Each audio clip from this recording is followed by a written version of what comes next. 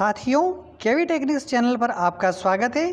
अगर आप मध्य प्रदेश से हैं या मध्य प्रदेश के कर्मचारी हैं तो आप चैनल को फटाफट सब्सक्राइब कर दीजिए और पास वाली बेल पर प्रेस कर दीजिए, जिससे जब भी वीडियो अपलोड किया जाएगा सबसे पहले आपको प्राप्त होगा। तो साथियों, बिना समय गंवाए जानकारी को स्टार्ट करते हैं। साथियों, रिटायरमेंट के दिन ही कर्मचारियों को पेंशन सुविधा के साथ सभी लाभ देगी सरकार। साथ ही यह भी देखेगी कि रिटायरमेंट के बाद मिलने वाले लाभ कौन कौन से हैं।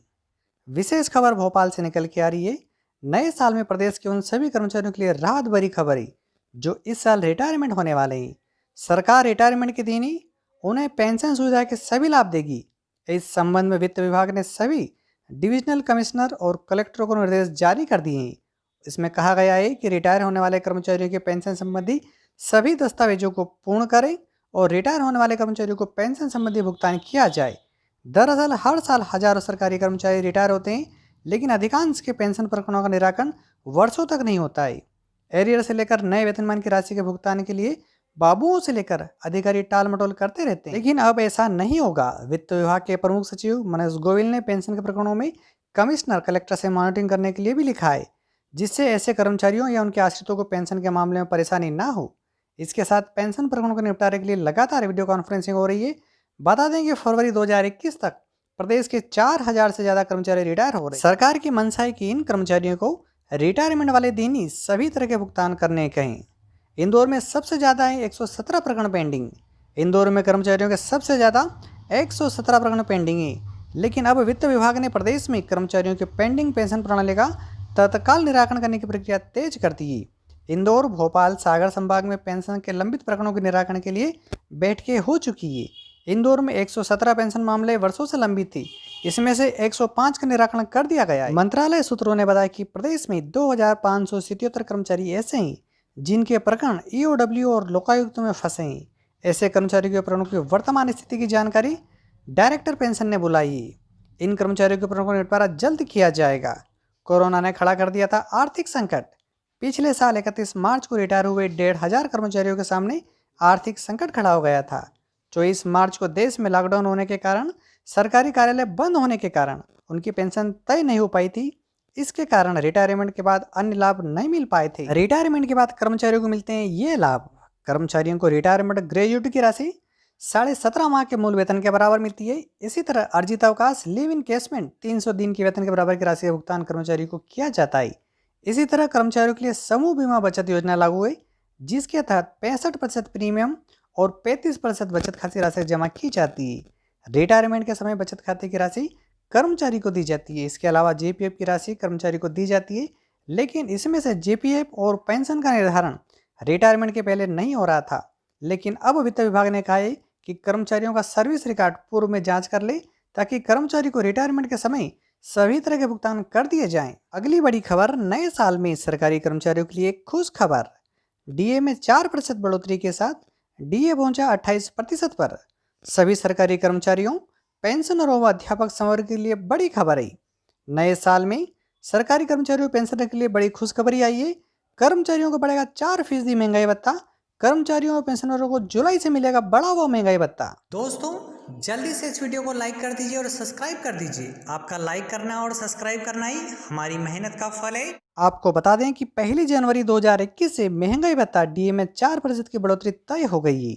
इससे केंद्रीय और राज्य कर्मचारियों के साथ ही पेंशनरों का डीए 24% से बढ़कर 28% हो जाएगा। इससे पहले जुलाई 2020 में महंगाई भत्ते में 3% की वृद्धि हुई थी। विशेषज्ञों के अनुसार इससे पहले जुलाई 2020 से 3% और जनवरी 2020 से 4% डीए तय है। जनवरी 2021 से 4% और देय होने पर कुल डीए 11% अतिरिक्त डीए मिलना है। वर्तमान में डीए फ्रीज होने के कारण जुलाई 2021 से देय महंगाई भत्ते में कुल 11% डीए जोड़कर भुगतान होगा।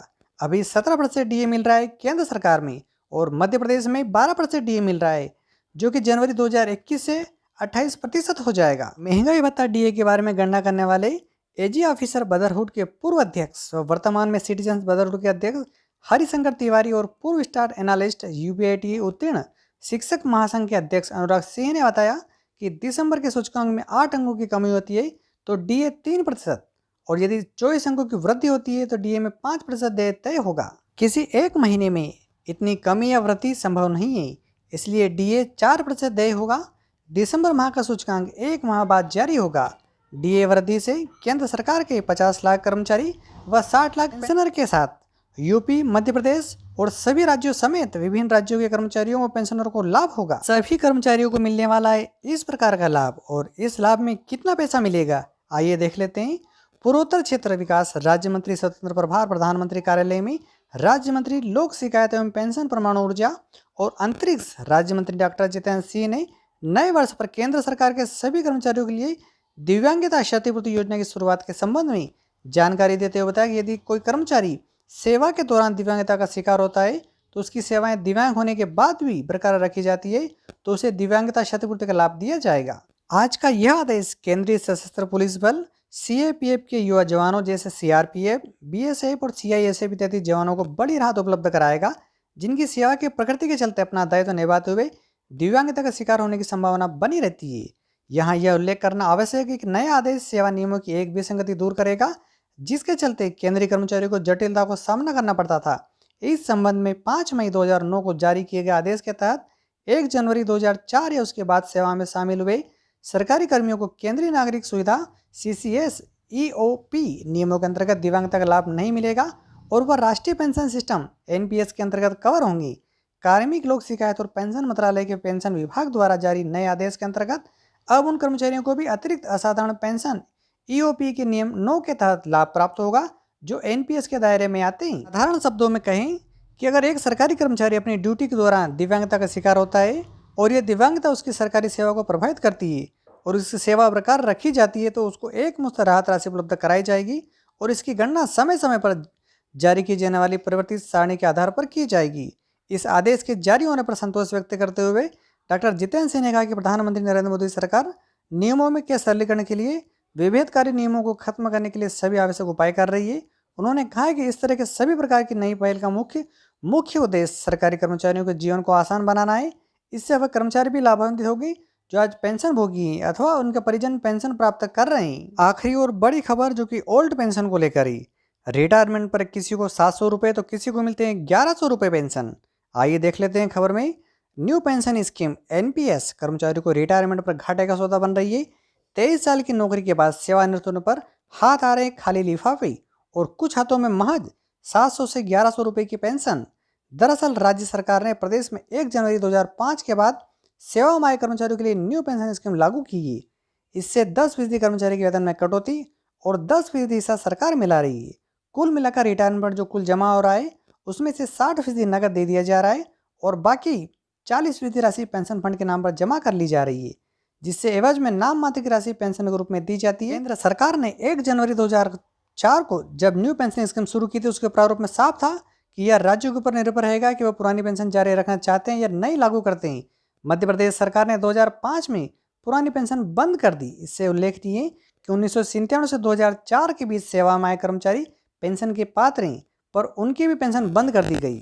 मध्य प्रदेश पुरानी पेंशन बहाली आंदोलन के महासचिव बाल गोविंद द्विवेदी का कहना है कि NPS योजना में रिटायर हो रहे कर्मचारियों की पेंशन न ग्रेजुएटी खाली हाथ घर वापसी हो रही है। पुरानी पेंशन के पात्रधारी कर्मचारियों को जिस माह से भी रिटायर हो रहे हैं उस समय उनका जो मासिक वेतन था उसकी आधी राशि पेंशन के रूप में मिलेगी, यानी मूल वेतन 37,873 रुपये तो पेंशन बन रही है 19,000 रुपये। इस पर महंगाई राहत अलग से यानी 20,000 रुपये करीबन मिलते हैं। दोस्तों, वीडियो के इस टॉपिक पर अपने विचार व्यक्त करना ना भूलें। जाते जाते इस वीडियो को लाइक कीजिए और इस चैनल को सब्सक्राइब कीजिए व पास वाली बेल पर प्रेस कीजिए, जिससे जब भी वीडियो अपलोड किया जाएगा सबसे पहले आपको प्राप्त होगा। इस चैनल के अगर अदर वीडियो देखना चाहते हैं तो वो भी आपके सामने चल रहे हैं, उनको देखिए और अधिक से अधिक शेयर कीजिए। Thank you.